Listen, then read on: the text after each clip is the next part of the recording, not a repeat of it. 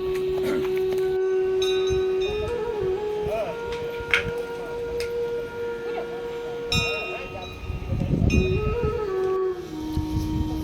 सभी को मेरा नमस्कार।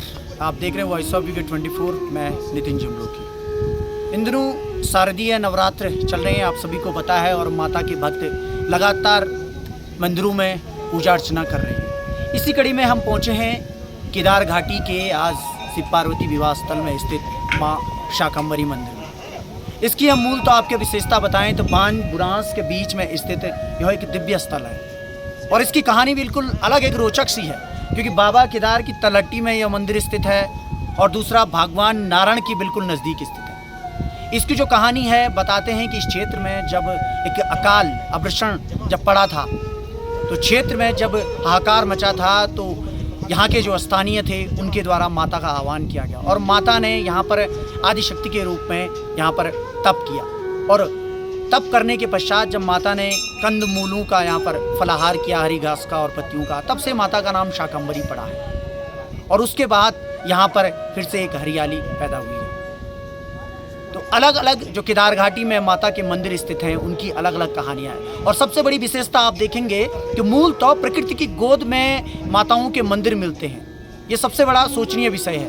आप माता रानी के मंदिर में दर्शनों के लिए आइए, और आप केदारनाथ हाईवे पर जब अंतिम पड़ाव सोनप्रयाग में पहुंचते हैं, तो सोनप्रयाग से आप त्रिगुनारायण की ओर आइए। त्रिगुनारायण मंदिर से करीब 1 किलोमीटर पहले आपको माँ शाकंभरी का एक गेट दिखाई देगा, और बहुत ही दिव्य करीब 500 से 800 मीटर की दूरी, सिर्फ 500 से 800 मीटर की दूरी तय कर आप इस दिव्य स्थल पर पहुंच सकते हैं। हम आपको बताएंगे जो माता रानी का मंदिर का जो महात्म्य है, हम ग्रामीणों से जानेंगे। ओम कालाभ्रामं कटाक्षे हरिकुलभयदां मौलिबन्धेन्दुरेखां शङ्खं चक्रं कृपाणं त्रिशिखमवकरे रुद्रहन्ति स्त्रिनेत्रां सिंहस्कन्धादिरूढां त्रिभुवनमखिलं तेजसा पूर्वयन्तीं ध्याये दुर्गा जयाख्यां त्रिदशपरिवृतां सेवितां सिद्धिकामे। यह स्थान दिव्य स्थान माँ शाकंभरी के नाम से प्रसिद्ध है। इस स्थान पे प्राचीन काल में जब पृथ्वी पर अवर्षण हुआ था, काफ़ी समय तक अवर्षण रहा, तो माँ शाकंभरी देवी ने यहाँ पे काफ़ी समय तक तप किया था। जब तप के बाद जब वर्षा हुई, तो पृथ्वी लोक में वर्षा होने के बाद माता ने यहाँ पे शाक व्यंजन, फल फूल और जंगली कंद खा करके अपने व्रत को समाप्त किया था। तो इसी के बाद ही यहाँ का नाम शाकंभरी नाम से यह देवी प्रसिद्ध है। यहाँ पर लगभग प्रति वर्ष शारदीय नवरात्रों में ही केवल पूजा अर्चना होती है।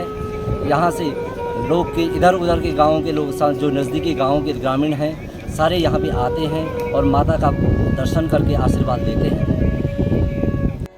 यहाँ पे जो ये स्थान है, ये त्रिगुनारायण ग्राम के अंदर आता है। यहाँ पे महाशक्ति महादेवी ने जब राक्षसों का काफ़ी प्रभाव हो गया था, उन्होंने देवताओं का हनन कर दिया था। फिर माता आदिशक्ति ने यहाँ पे आके तपस्या किया, और कई वर्ष तक यहाँ पे आदिशक्ति का ध्यान किया। उन्होंने अन्न जल का परित्याग करके सिर्फ हरी सब्जियाँ पत्तों खा के अपना तप पूर्ण किया। फिर उन्होंने आदिशक्ति से शक्ति लेके यहाँ पे तपस्या किया, तो उनके नाम से साग सब्जी और हरी पत्तों के उन्होंने अपना जीवन यापन करके, इसलिए उनका नाम शाकंभरी नाम से वो विख्यात हुई। ये यहाँ पे हरदा नदी है जो पश्चिम भाग में बहती है, और पूर्व में मंदाकिनी। तो मंदाकिनी और हरदा नदी के तट पे इस पवित्र स्थान पे उन्होंने तपस्या किया। तो उनके जो अगवानी जो शक्ति होती हैं, जो भैरव होते हैं, उनका नाम है कनार। जो कनारधार जो अपने भैरवनाथ के नाम से उनको है, तो कनारधारी इस स्थान का नाम है। शाकंभरी माता जी का ये मंदिर है। यहीं पे उन्होंने शक्ति अर्जित करने के बाद देवताओं की सहायता की थी, ऐसी एक पौराणिक मान्यता है। यहाँ पे शारदीय नवरात्रि में हमेशा 9 दिन का माता जी का अनुष्ठान किया जाता है, और जो चैत्र नवरात्रि उन्हीं के बारे में जहाँ माता चंडिका का जन्म स्थान है, छोटे कन्या के रूप में वहाँ पे नवरात्रों का उद्यापन किया जाता है।